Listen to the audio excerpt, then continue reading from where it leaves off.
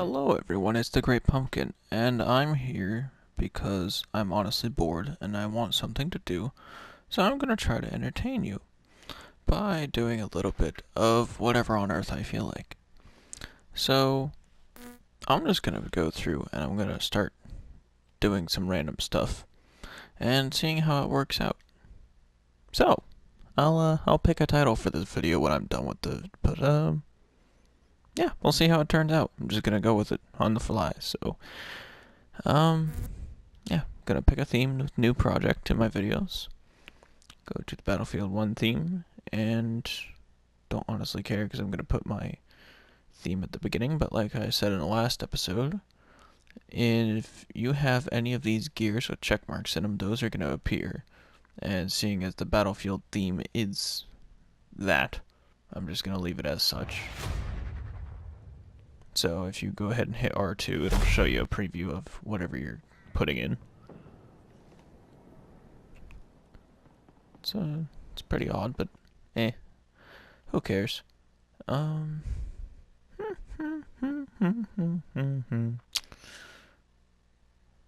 go with this.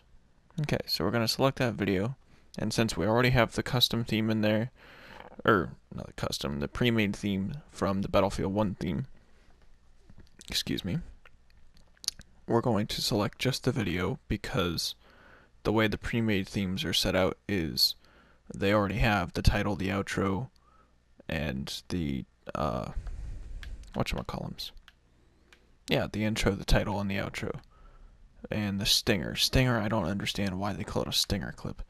But anyway, that's all set in a pre-made order. So whenever you select just your video, it'll set that up in a format with all of your cool stuff. And I'm not going to rename it because I don't want to.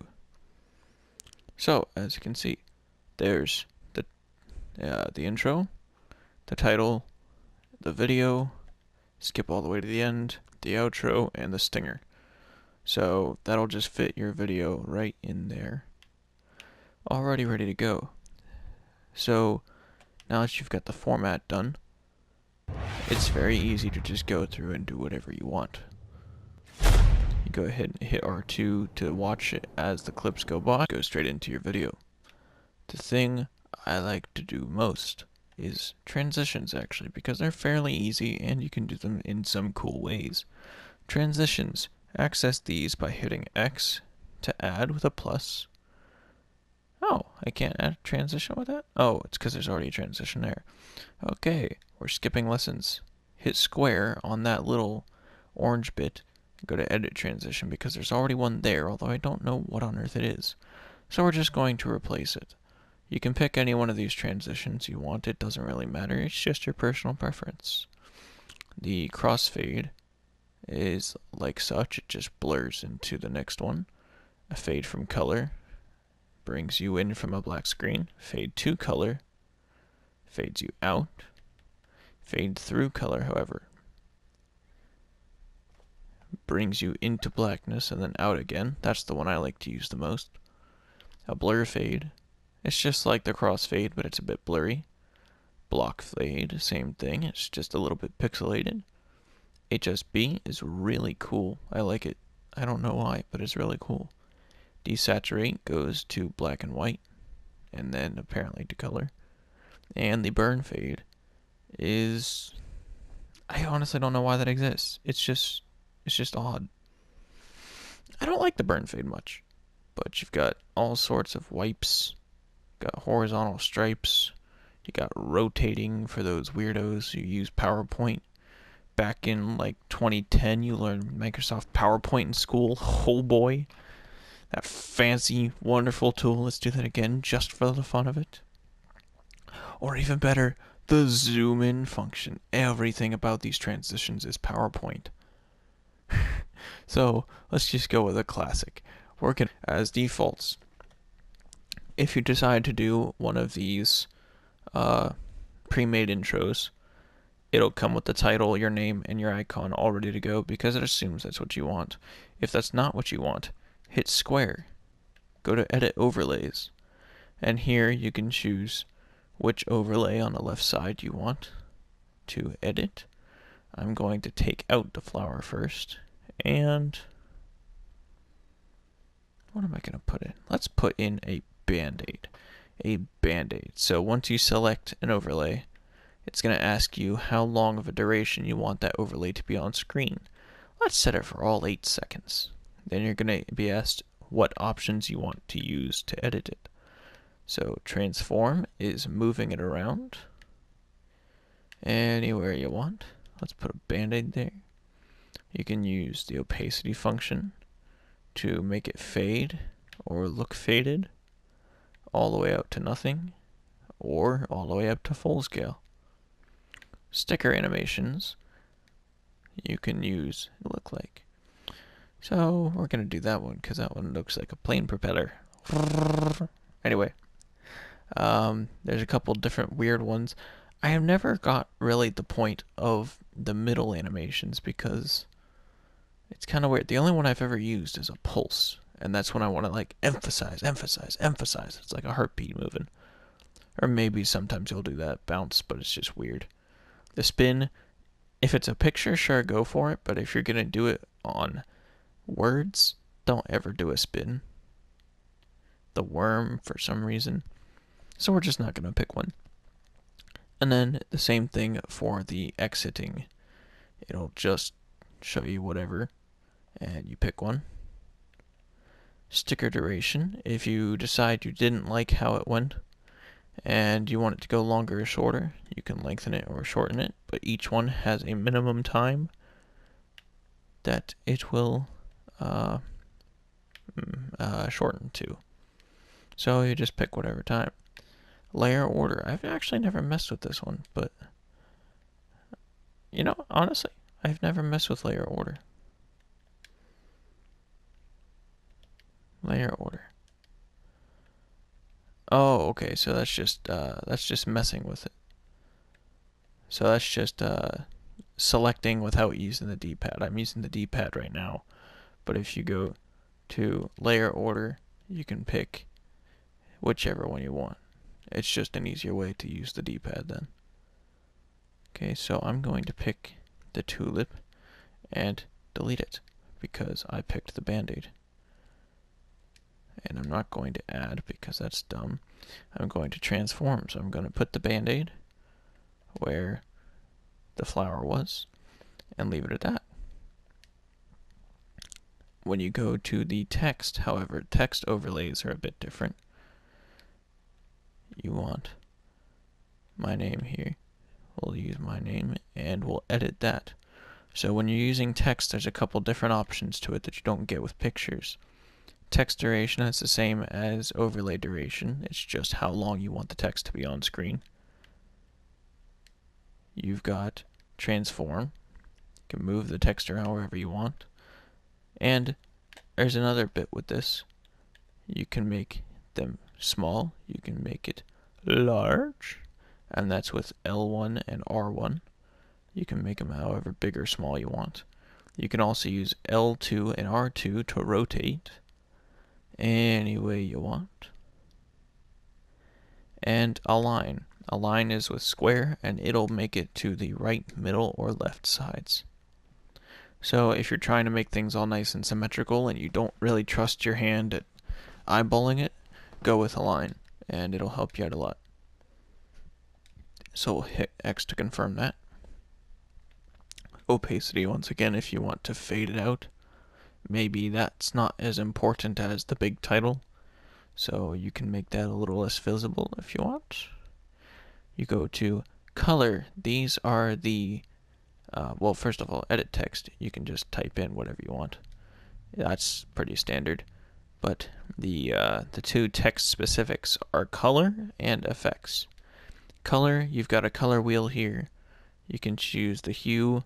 You can choose the saturation, which is how bright or how dim, how dull you want it to be, and the brightness.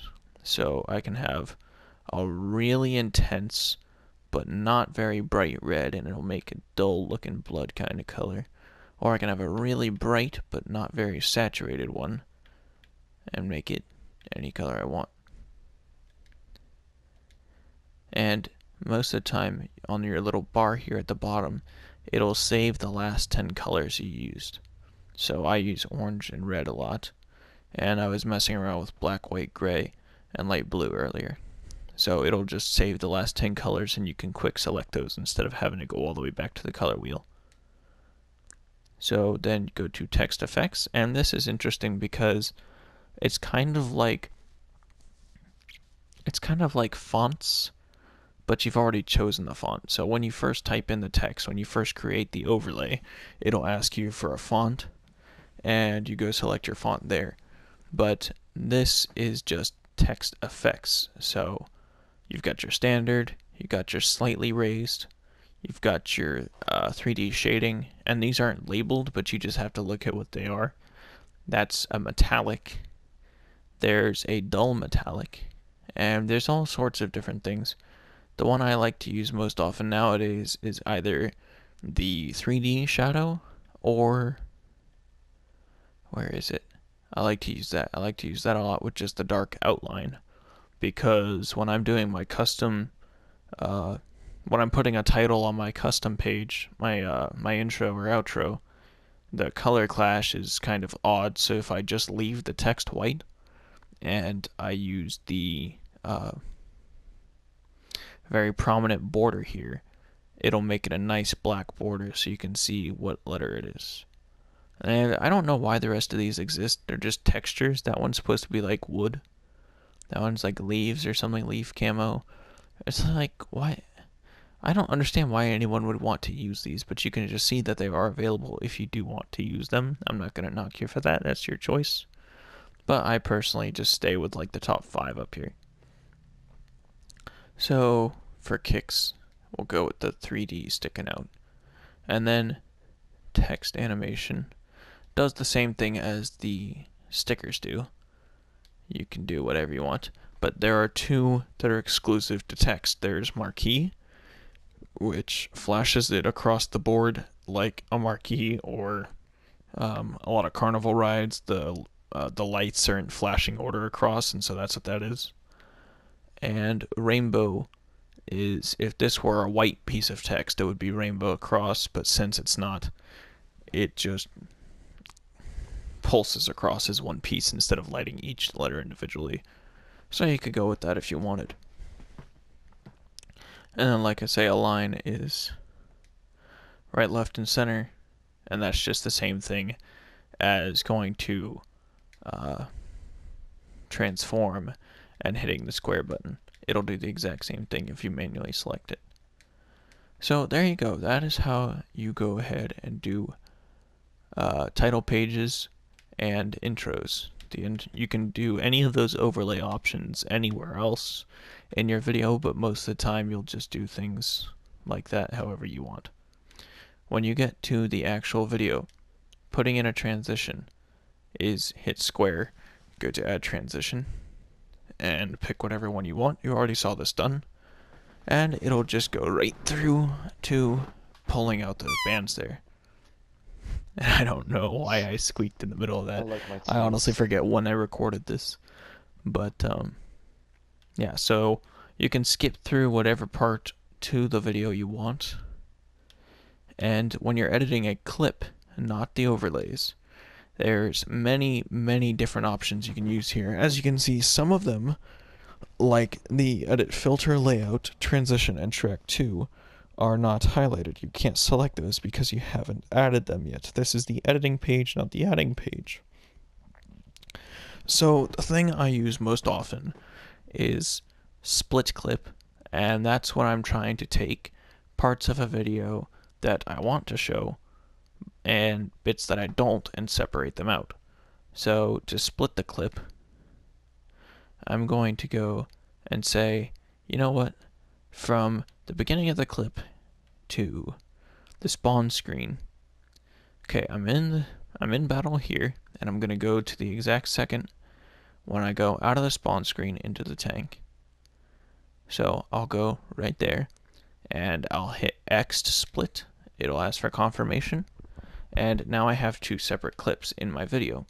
So I've got the one clip where nothing's happening, I'm not interested in that bit, and the clip where I'm in the tank now. I haven't honestly quite figured out where the L2 and X's, because it just doesn't, as far as I'm concerned, it doesn't serve a purpose. I have never figured out what the L2 button here does with the X on either side. I've never seen what that actually does. I've never had it explained. I've never looked it up. But as far as I'm concerned, it doesn't actually do much. So don't worry about it. Snipping clip. It does nothing. Snipping clip. Does nothing. It just, oh, wait a sec. Maybe it does. Oh, okay, so it's trimming. So I've got it down. Hey, we just figured it out live. You just saw it happen, folks. So that's 4. I'm going to cut this down to 0. So let's try that. Snip that clip there. There we go. Okay, so just figured it out. So snipping is a form of one-sided trimming. And I'll show you trimming next. So when you split the clips out into what you want, say I want to show just action here, I'll go over to the parts where it's just action. And okay, I just killed the behemoth. Now, I didn't kill anything after the behemoth for quite some time. So I'm going to split the clip again. And now I've got 3 clips. So I've got the rest of the battle, the part I'm interested in, and I can just use L1 and L2 to skip the part that I'm not interested in. The part that you're not interested in, the part that you don't want anymore, hit square with that trash can, and you can delete it. So it'll come right out of your title page. No, okay, that's the other thing. When you're in splitting clip mode, you must hit circle if you want to go into full screen. Otherwise, it'll do some funky stuff, like snipping your clip. So now that I'm back in the main menu, so now I'm going to add a transition there. I'm going to put in a fade through color. So that's how you cut things out if you have a really long video, or you're just trying to cut out just highlights that you didn't capture while in the game. A lot of the time, when I did my sniping montage in December, I just sniped constantly all day long, and I recorded hour-long videos for it. So I would go back in that, and I would just snip out clips like that. I would snip out the kill only, and then cut the rest of the battle out. And so I was splitting and deleting a lot of clips. So you can use this for that. You can use it for making montages or other things where you just want to shorten the battle up. Say you recorded the whole battle, should I say, but you only want to show the parts where there's actually interesting stuff going on. If you're running 200 meters and there's nothing happening, cut that bit out. No one wants to see that unless you want the full battle published. Go ahead, do that, but it's not worth it to just sit there and make somebody watch 200 meters of running if nothing's going on. So snip that bit out using what I just showed you. The other bits are trim clip. Trimming is very simple. You take the end and the beginning and you put them where you want them. So say I want to get that down to the right exactly the spot where I killed the thing. Okay, so there it is, behemoth destroyed. I see in yellow there. You can L1 and L2 to fine trim the start, and that goes by very small seconds. Or you can use R1 and R2 and trim the end. So I can go right to the exact frame in the video where I want it to stop. See that? See it fading out there? So if I want it to be just as that fades out, I'll use the fine trimming and hit X to confirm. And then I'll have my trimmed clip. Trimmed clips are pretty nice. When you have a giant clip, trimming and splitting are kind of the same, but I like to take shortcuts with splitting.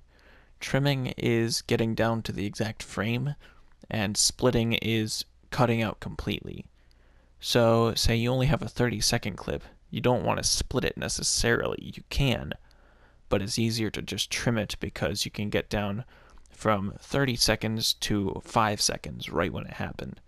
And it's just a lot easier to manage smaller things with trimming and easier to manage bigger things with splitting because you can cut out entire periods of time, or you can just shorten them to even shorter than they already were. Moving clip. This one's fun. Say you're making a montage and you want to have things in order. You go ahead and say, crap, I edited that one wrong. I selected this clip before this clip, and I actually wanted it in the other place. The clip you're currently on is, if you look just above where it says R1 move right, that little orange bar, that is your selected clip. So you can scroll across the clips and it'll tell you exactly which clip you're trying to move. So I'm going to take the outro clip and I'm going to apply it, and I just shifted that clip with the tank. It's all the way. Oh wait, no, yeah, I shifted the clip with the tank, so the outro is right between the tank and the rest of the video. For some reason, I wanted to put that there. If I want to do it again, move clip, and this is the clip you're using. Put it right, put it left. If I want to put it back where the outro is, if I want to put it where the intro is, I can put it in front of the intro. It's just a way to move your clips around, so if you got them in the wrong order, or if you think this clip would be better before or after this thing, you can move it. You can move it around. So I'll go ahead and put that back where it was. And of course, deleting clips. Everybody knows what that is. It means that clip goes bye-bye. Cloning clip.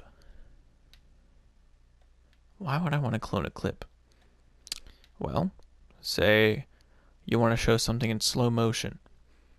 Super slow motion. But you wanted everybody to know what happened first. So you take the regular clip, don't edit that at all, and then clone the clip. So now I've got 3 of the same clips because I accidentally made one too many. I'll go ahead and delete that one. So this clip and this clip, I believe, are exactly the same. Yes, these clips are exactly the same. So say something happened really cool. The first one you leave alone. The second one you go and you edit that with the time bender. So the time bender is for slowing up or speeding down.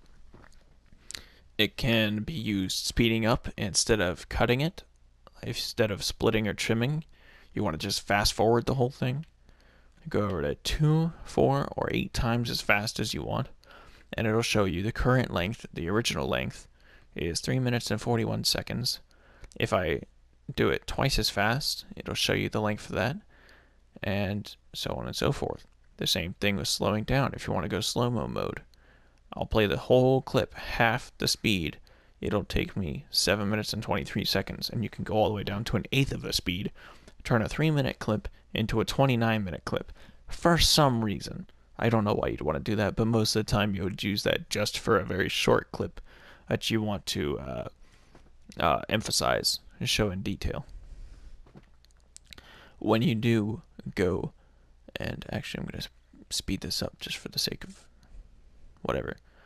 Okay, so it says 8 times speed down there in purple. The purple shows you that it's been time edited.